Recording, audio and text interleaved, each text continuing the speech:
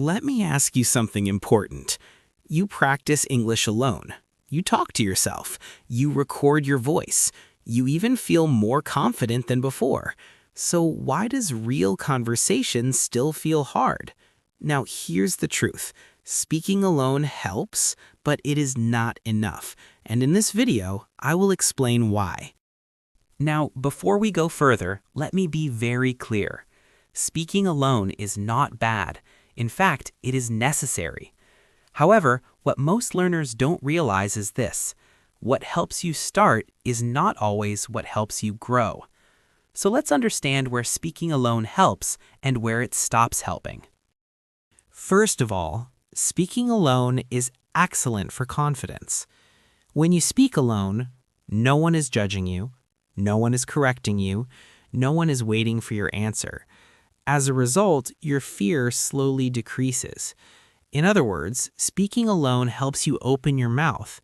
And this is important because silence never creates fluency. However, this brings us to the next problem. Confidence feels like progress, but confidence is not the same as improvement, and this is where many learners get stuck. Now, think about this. When you speak alone, who tells you your sentence sounds unnatural? Who corrects your word choice? Who fixes your pronunciation? The answer is simple. No one. As a result, mistakes don't disappear. Instead, they become habits. And here is a powerful rule you should remember. Practice does not make perfect. Practice makes permanent.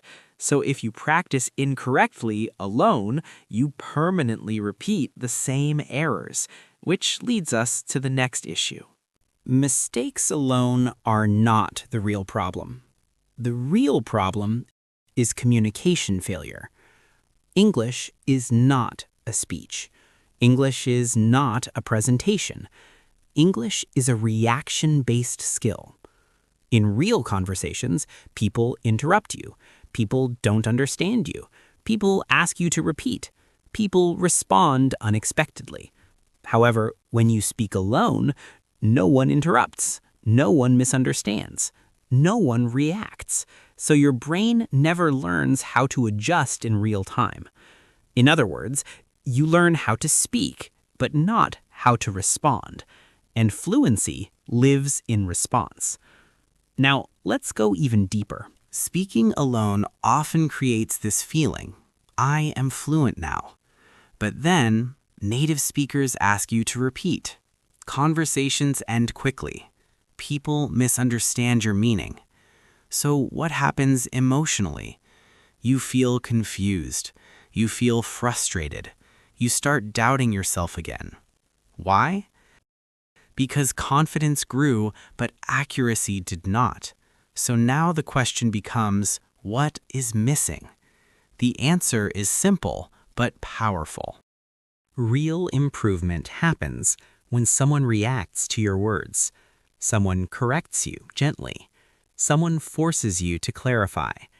This does not require perfect grammar, native-level speaking partners. It only requires one listener, one response, one moment of correction. Because feedback turns speaking into learning. Now let me be clear again. This is not about choosing one method.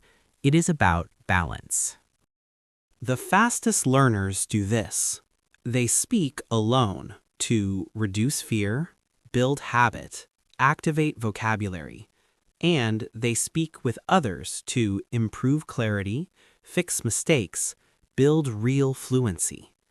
One supports courage, the other supports accuracy. Together, they create progress. So remember this, speak alone to find your voice, speak with others to shape it. Fluency is not built in silence, it is built in response. Now tell me in the comments, do you mostly practice English alone or with people?